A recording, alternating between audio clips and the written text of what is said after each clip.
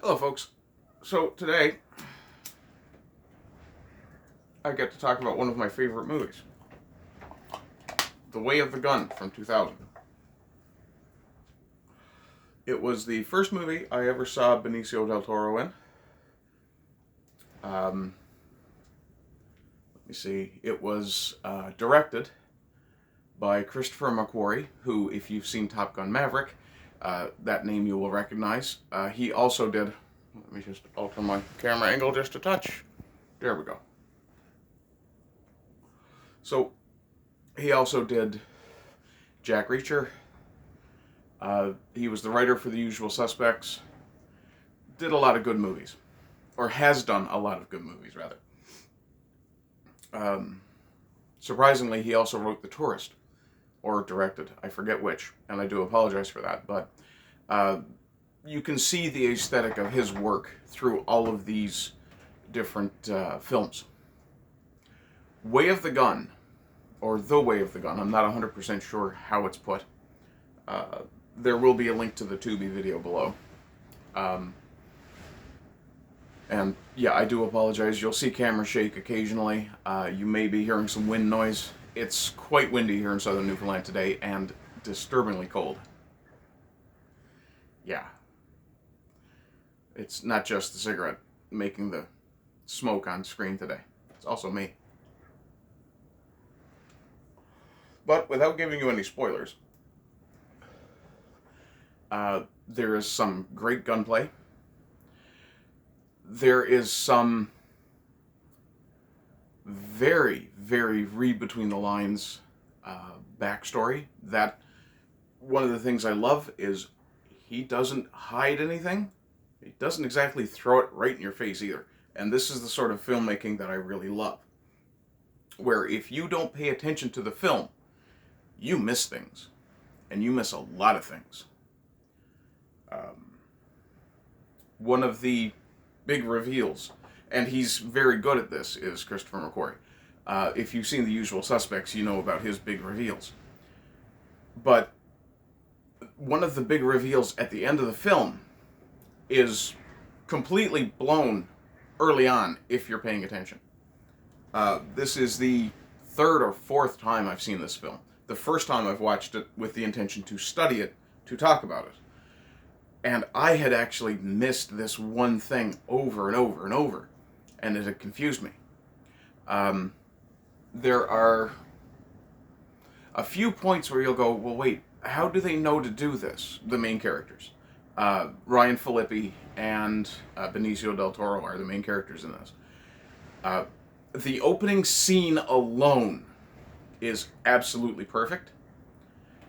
The credit that the individual who you will know immediately that I'm talking about, the end credit that she gets is perfect. They do not give her character a name, they give her character a title that absolutely belongs to that character. And potentially to that actress, but we'll leave that alone. Ironically, one of the other prominent characters in that scene has, as far as I could determine, no credit. Which is unfortunate, but kind of funny. And, yeah, kind of goes to the whole ginger erasure thing. Yeah, no spoiler. Let's see. It's very well paced. There's a lot of different sorts of relationships that are dealt with in this film. Now, this is not a drama by any means. This is absolutely an action movie. But it's an action movie that has comedy, some dramatic, and yeah, at one point there's a body horror. There's a bit of body horror. All I will say is this. The fountain. And when you get to the scene in the film, just keeping the word the fountain in mind, you will understand why I called it body horror. And I will give Ryan Phillippe massive props for the way that he acted that particular scene. What else? Hello, sunlight. Figures. Let me see. James Caan is in it. Juliette Lewis is one of the main characters. James Caan has some of the most elegant gunplay moments in this film. Now, I'm a martial arts enthusiast, somewhat. Not to the level of being a weeb about it, but when I see very good action, I am an action choreography junkie. The way the gunplay is choreographed in this is absolutely great. It fits in with the story very well. It definitely fits the characters very well. I'm trying to avoid giving spoilers because I do love this film very much. And having discovered now the greater depth of it, because, as I said, I haven't watched this film a lot. I watched it twice when it first came to my attention, which I believe was very early in its release. I don't know if this was a direct-to-video. I did watch it on video originally, a VHS for that matter. And this would have been very early in its release, video release. Because the film was released in 2000, and I'm fairly sure I did see it in 2000. Possibly early 2001, but I think 2000.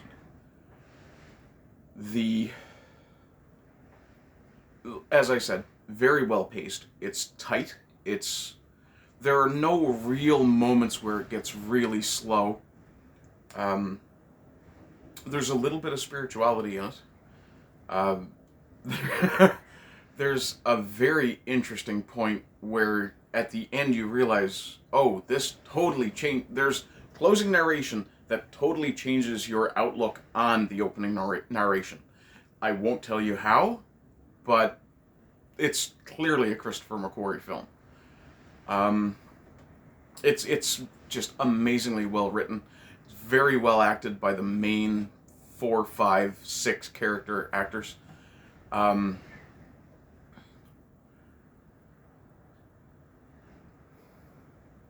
Again, nobody appears to be phoning anything in. There aren't any huge names in this. At least when this film was made, none of them were huge names. Benicio del Toro currently is probably the biggest name that you will have heard of from this film. But at the time, James Caan's career was in a lull, I guess would be a way to put it, though I don't really think so. This would have been pre-Vegas, I believe, the television show that James Caan starred on.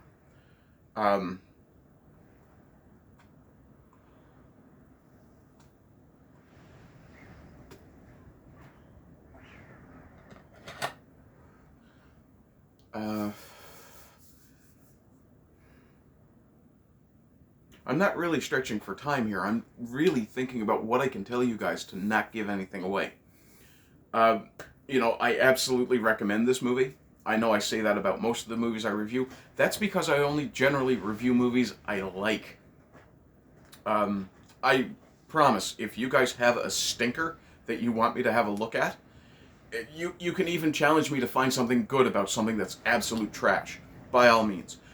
Nothing within the last 10 years, though, please. That's kind of my ish point. The 10-year mark seems to be about where I'm going to be avoiding superhero movies as much as I can. Now, if you have an older superhero movie, or an older comic book adaptation, an older literary adaptation, it is a bit cold in here, sorry. But if you have an older film that you'd like me to have a look at, if it's on Tubi, if I can find it for free, I absolutely will. I am a poor. I do have some ability to acquire slightly newer movies. Fortunately, I have a couple of Subscribe Star supporters who I appreciate very much. Simon, JJ, and Stormy Eyes, thank you very much. I will absolutely shout you guys out as often as I think to do it.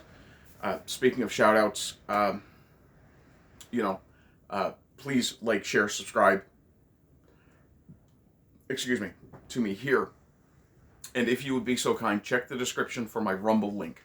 I'm really, really hopeful that I can get to 100 subscribers by the end of this year so that I can start doing live streaming on Rumble early next year, preferably on the anniversary of starting this channel, or if possible, sooner. It has gotten very cold, so I do apologize. I will not be making any more shed streams. It's simply too cold to work out here. I may be purchasing a heater at some point soon, but at this point, it's just very uncomfortable for me to work in the cold. And that's partly due to my thyroid condition. It is what it is.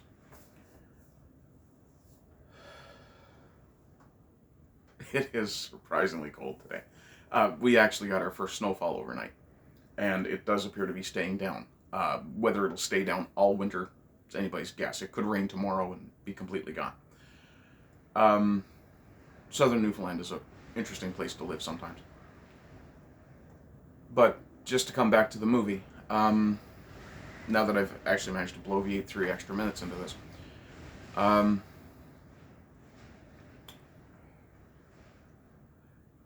Juliette Lewis plays probably one of the best, she gives probably one of the best character performances of her life in this character.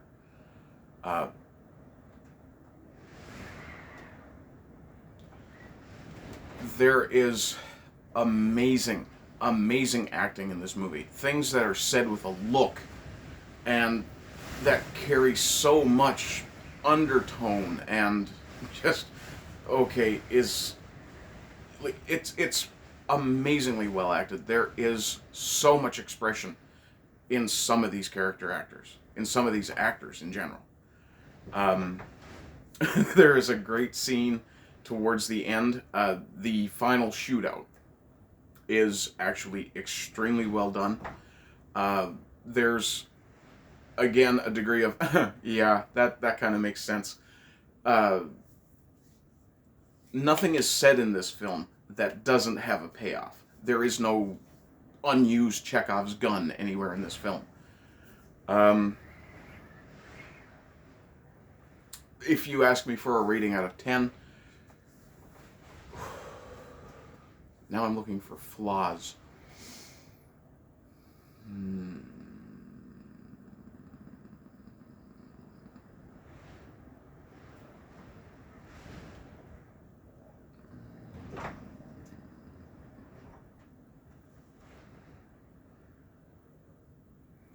If you ask me for a rating out of 10, I can't think of any flaws to take points away for. Actually, I can. The soundtrack is a little odd in places. It's almost like someone had been commissioned to write the soundtrack for a movie, period. And in the editing process, the best they could do was to take the best fit for music. Yeah, I would say that's probably the only flaw I really see in this film is the music score, where it's used kind of oddly in some places. So for that, I would give it a 9. I'll take a single point off for that. But, and it's not that the music is bad, it's just that it's used in some instances in the film where it just doesn't really seem to make sense.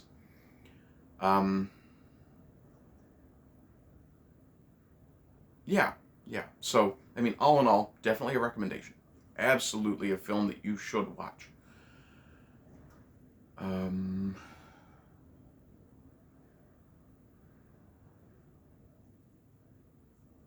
I don't think there's a lot in this film for the ladies, to be honest. I mean, the film is called The Way of the Gun. That's your indicator right there. It's really not for the girls. I guess at some point I'm going to have to review something romantic. You know, I've got a degree of romance in my soul, so I don't necessarily mind. But finding a romantic film that appeals to me is very difficult. Again, if you have a suggestion for a film, let me know. If I can find it, I'll certainly check it out. You know, hit me with your favorite obscure film, for example. Other than that, folks, I mean, I don't really have a lot else to say.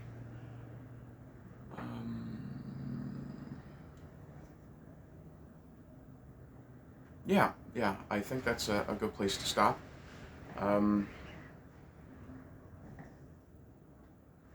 Yeah. Um, there are some points of dark comedy and some points of just straight up absurd comedy in this movie. Um, Even the body horror scene will make you go, "Ooh." There's it's a laugh and then it's a cringe. Well, it's actually kind of a what the fuck moment, followed by immediate laughter, followed by cringe, followed by, at least in my case, an admiration for Ryan Phillippe's acting ability. And great respect for the makeup guys, for the guys who did the makeup effects in this film. And it's all tied into that one 10-second segment regarding the fountain. This film is, I wouldn't call it a masterpiece necessarily, but my god, it's definitely a masterwork. Like, it was done by a team of people who really knew their shit. With, again, unfortunately, the one exception of the usage of the score. Which, it is what it is. For the gun guys, there's a great moment with the Galil. Yeah, actually a few great moments with the Galil, come to think of it. In any case, I hope you guys are all having a great day. I hope you continue to have good days. And rise again until lambs become lions. Bye-bye.